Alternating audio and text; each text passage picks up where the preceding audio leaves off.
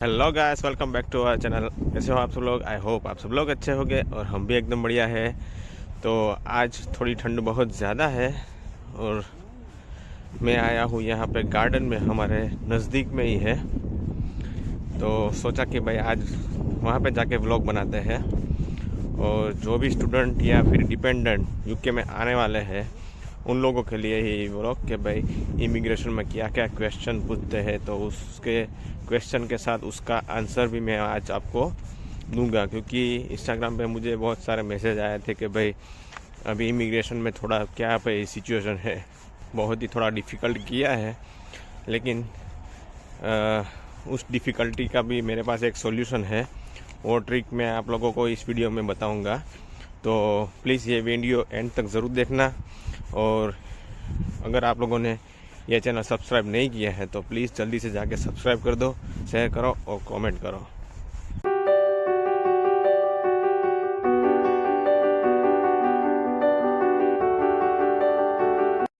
तो सबसे पहले मैं आप लोगों को ये चीज़ें बताना देना चाहता हूँ कि भाई जो भी स्टूडेंट ने वीज़ा के लिए अप्लाई कर दिया है, तो अगर उन लोगों ने कास्ट लेटर आने से पहले जो फ़ीस पे की थी वो अगर 50% से ज़्यादा थी तो उन लोगों के लिए कोई भी इंटरव्यू का कॉल नहीं आएगा। अगर उन लोगों ने 50% से कम किया होगा, मतलब कि 2 लाख 3 लाख 4 लाख किया होगा, तो उन लोगों को ज़रूर कॉल आएगा कि भाई आफ्टर बायोमेट्रिक आप लोगों को ये मेल आएगा कि भाई आप लोगों को वीज़ा के लिए इंटरव्यू देने का है। तो आप लोगों को फिर से उसके लिए भी प्रिपरेशन करनी पड़ेगी। जनरली हम लोग ऐसा सोचते हैं कि भाई अगर प्रायोरिटी में रखेंगे वीज़ा तो इंटरव्यू नहीं आएगा, लेकिन अगर आप लोगों ने 50% से कम फ़ी पे की होगी 2-3 लैक्स, तो ज़रूर को आप लोगों को इंटरव्यू के लिए मेल आएगा। तो ये बात ज़रूर ध्यान रखना कि भाई कास्ट लेटर आने से पहले जो भी आप फीस पे करते हो वो आप थोड़ी 50% जितनी तो करो ही, तो क्या है कि आप लोगों को बाद में दिक्कत ना होए।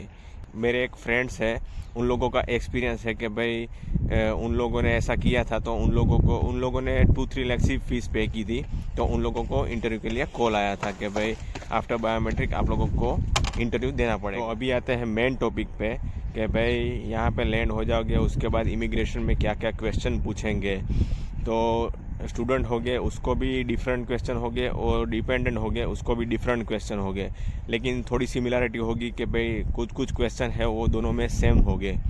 तो देखते हैं आगे कि स्टूडेंट के लिए क्या क्वेश्चन है और डिपेंडेंट के लिए क्या क्वेश्चन है और उसके आंसर क्या क्या है। सबसे पहले स्टार्ट करते हैं स्टूडेंट लोगों के लिए कि भाई स्टूडेंट लोगों को क्या क्या क्वेश्चन पूछते हैं इमिग्रेशन वाले। तो सबसे पहले होता है नाम, दूसरा होता है बर्थ डेट।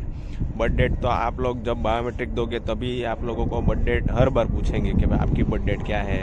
यहाँ पर सभी जगह पे बर्थ डेट पे ही चलता है। अगर नाम नहीं बोलोगे ना तो भी चलेगा, लेकिन बर्थ डेट तो वो लोग पूछेंगे ही। तो उसके बाद आता है कि भाई आपने कौन सी यूनिवर्सिटी चूज़ की है। फिर यहाँ पे आए हैं तो यहाँ पे रहोगे कहाँ पे, आप यहाँ उसका पोस्ट कोड आपको पता होना चाहिए। फिर यही यूनिवर्सिटी क्यों चूज़ की है और यूके क्यों आपने चूज़ किया है, दूसरी और कंट्री क्यों चूज़ नहीं की है और दूसरी यूनिवर्सिटी क्यों चूज़ नहीं की है। फिर आपका जो फंड है वो कितना आपने शो किया है बैंक अकाउंट में और वो किसने शो किया है, आपने किया है या फिर आपके फादर ने किया है या फिर आपने मदर ने किया है या फिर आपने लोन लिया है, वो सब कुछ वो लोग पूछेंगे कि भाई यूनिवर्सिटी में कुछ लेटर दिया है तो आप लोग कास्ट लेटर उसको बता सकते हो। फिर होता है कि भाई इंग्लिश टेस्ट दिया है कि नहीं दिया है, तो वो भी मांगेंगे, तो आपको दिखाना पड़ेगा कि अगर आईएलटीएस दिया है तो वो दिखाओ, पीटी दिया तो वो आपको देना पड़ेगा। फिर अगर आईएलटीएस या पीटी दोनों में से कुछ भी नहीं दिया है या टोफल इंग्लिश एग्ज़ाम ही नहीं दिया है और इंग्लिश रिक्वायरमेंट जो होती है कि भाई 10th या 12th के बेसिस पे भी कोई लोग आते हैं, तो उसके बेसिस पे आए हो तो आप लोगों को थोड़े सवाल ज़्यादा करेंगे वो लोग, क्योंकि वो लोग चेक करना चाहते हैं कि भाई आपकी इंग्लिश लेवल है वो बरोबर है या नहीं है। और कई लोग तो वैसे भी फेक सब कुछ बना के लेके आते हैं, इसलिए वो लोग चेक करना चाहते हैं। और अगर आप लोगों ने इंग्लिश में उस लोगों को प्रॉपर आंसर नहीं दिए तो वो लोग आपको साइड में बिठा देंगे और क्या करेंगे कि भाई आप एक काम करो, आप यहाँ पे 2-3 महीने रुको आइल्स का एग्ज़ाम दो, इसमें इतने बैंड आएंगे तो आप लोगों को फर्दर स्टडी के लिए हम लोग भेजेंगे, वरना फिर से आपको अपनी कंट्री वापस जाना पड़ेगा। तो ये चीज़ ज़रूर ध्यान रखना। जो भी लोग इंग्लिश के बेस पे आ रहे हैं वो लोग को बहुत ही प्रिपेयर करके आना चाहिए और इन चीज़ों को लाइटली मत लेना, क्योंकि अगर आप लोगों ने प्रिपेयर नहीं किया होगा तो ये लोग आपको 3 महीने का ही मौका देंगे और बाद में बोल देंगे अगर आपने नहीं दिया तो डिपोर्ट कर देंगे। तो इसी के बेसिस पे मैं आप लोगों को एक इंसिडेंस बताता हूँ कि ऐसा भी हुआ है यहाँ पे आके कि भाई 3 लड़कियाँ थी।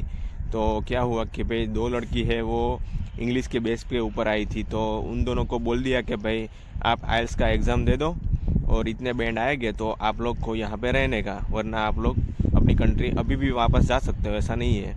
लेकिन अगर आपको रहना है तो आप लोगों को आइल्स का एग्ज़ाम देना पड़ेगा और शायद 6 बैंड तक लाना पड़ेगा, तो आप लोग यहाँ पे रह सकते हो। तो उसमें से क्या हुआ क्या कि भाई वो 2 लड़कियाँ थी, तो एक लड़की है वो 1 हफ्ते बाद चली गई और दूसरी लड़की है वो 1 महीने बाद चली गई। उन दोनों में से किसी ने भी आइल्स का टेस्ट नहीं दिया, क्योंकि यहाँ पे आके आप लोग ऐसा मानोगे कि भाई आइल्स दे देंगे, तो यहाँ पे आके कैसे दोगे, क्योंकि आपको आइल्स के लिए पूरी प्रिपरेशन करनी पड़ेगी। और यहाँ पे ऐसा नहीं है कि वहाँ पे कोचिंग क्लास चलते थे तो यहाँ पे चलते होंगे। यहाँ पे कुछ आइल्स बाइल्स का कोई कोचिंग क्लास नहीं चलता है, तो आप लोगों को खुद ही मेहनत करनी पड़ेगी। और आइल्स जो हम लोग गुजराती बैकग्राउंड से है वो लोग 3 महीने में कभी भी आइल्स है वो क्लियर नहीं कर पाएंगे। इसलिए आप लोग ज़्यादा से ज़्यादा ध्यान रखो। कौन सा कोर्स चूज़ किया है वो भी पूछ सकते हैं, और इस कोर्स में कौन कौन से मॉड्यूल्स है वो भी पूछ सकते हैं। फिर अगर आप लोगों ने बैचलर डिग्री किया है तो वो बैचलर डिग्री का भी डिग्री पूछ सकते हैं, कौन सी डिग्री की है, और उसमें भी पूछ सकते हैं भाई कौन कौन से मॉड्यूल आप लोगों ने पढ़े हैं। फिर पूछ सकते हैं कि भाई कौन सी यूनिवर्सिटी में से आप लोगों ने बैचलर डिग्री किया है, तो वो सभी क्वेश्चन पूछ सकते हैं। ऐसा नहीं कि भाई बैचलर डिग्री की है तो उसके बारे में कुछ नहीं पूछ सकते, क्योंकि होता क्या है कि भाई बैचलर डिग्री है वो वहाँ पे आप लोगों को डुप्लीकेट भी मिल जाती है, इसलिए वो लोग वेरीफाई करते हैं कि भाई सचमुच में इसने बैचलर डिग्री की है कि नहीं की है, इसलिए ये सब क्वेश्चन पूछते हैं वो लोग। और लास्ट में आप लोगों को ये क्वेश्चन पूछेंगे कि भाई स्टडी ख़त्म हो जाएगा तो फिर आप क्या करोगे। तो आपको सिंपल सा ही आंसर देने का है कि भाई after completion of my study I will return back to my home country. तो वो लोग समझ जाएंगे कि भाई ये बंदा है वो फिर से वापस जाने वाला है, तो स्टैम्प मार के आप लोगों को जाने देगा। तो अब आते हैं कि डिपेंडेंट वीज़ा के ऊपर कि भाई उन लोगों को क्या क्या क्वेश्चन पूछेंगे वो लोग। तो सबसे पहला क्वेश्चन है कि भाई उसका नाम और डेट ऑफ बर्थ। उसके बाद आएगा कि भाई स्पाउस का डेट ऑफ बर्थ क्या है, आपका मैरिज कब हुआ है, कितने साल हुए हैं, कितने महीने हुए हैं, वो सब पूछेंगे। उसके बाद आएगा कि भाई आपका जो स्पाउस है वो कौन सी यूनिवर्सिटी में पढ़ रहा है, कौन सा कोर्स है उसका, आप वो लेने के लिए आया है कि नहीं आया है। फिर आप यहाँ पे कहाँ पे रहोगे, वो कहाँ पे रहता है वो भी पूछेंगे। आप वहाँ पर ही जाने वाले हो या फिर दूसरी जगह पे जाने वाले हो, वो सभी चीज़ें आप लोगों को पूछेंगे। फिर वो भी पूछेंगे कि भाई आपके जो बैंक अकाउंट में जो फंड शो किए हैं वो कितना अमाउंट है, वो भी आप लोगों को याद होना चाहिए, क्योंकि डिपेंडेंट को मोस्ट ऑफ द डिपेंडेंट को ये नहीं पता होता है कि भाई हमारे अकाउंट में इतना सौ फंड किया है। तो वो चीज़ बहुत ही ज़रूरी है और ध्यान से याद करके आना ये सभी चीज़ों के लिए।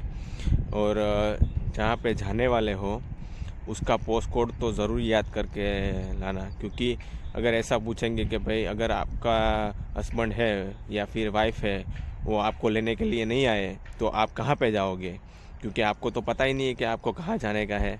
तो वो चीज़ें बहुत ही ज़रूरी है कि भाई आप लोग याद करके आओ या फिर एक चिट्ठी में लिख लो। फिर वो भी पूछेंगे कि भाई आप कौन से वीज़ा के ऊपर आए हो, तो सिंपली है डिपेंडेंट वीज़ा के ऊपर। फिर आप वो पूछेंगे कि भाई आप यहाँ पे कितने देर तक रुकने वाले हो, मतलब कि कितने दिन तक रुकने वाले हो। तो फिर आप लोग बोल सकते हो भाई कि थोड़े महीनों के लिए मैं रुकने वाला हूँ या रुकने वाली हूँ, और उसके बाद मैं अपनी होम कंट्री में वापस चली जाऊँगी।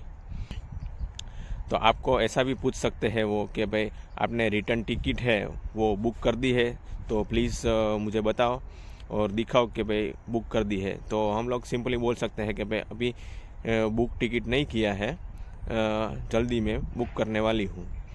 तो उन लोगों को कोई दिक्कत नहीं होगी उसमें, लेकिन ऐसा आप लोगों को बोलना पड़ेगा। अगर कुछ भी नहीं बोलोगे ना तो वो लोग आप लोगों को पकड़ लेंगे कि भाई इन लोगों को तो कुछ आता नहीं है और कुछ पता भी नहीं है।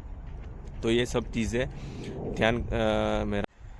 ऐसा ज़रूरी नहीं है कि आप लोगों को इतने सारे सवाल वो लोग करेंगे।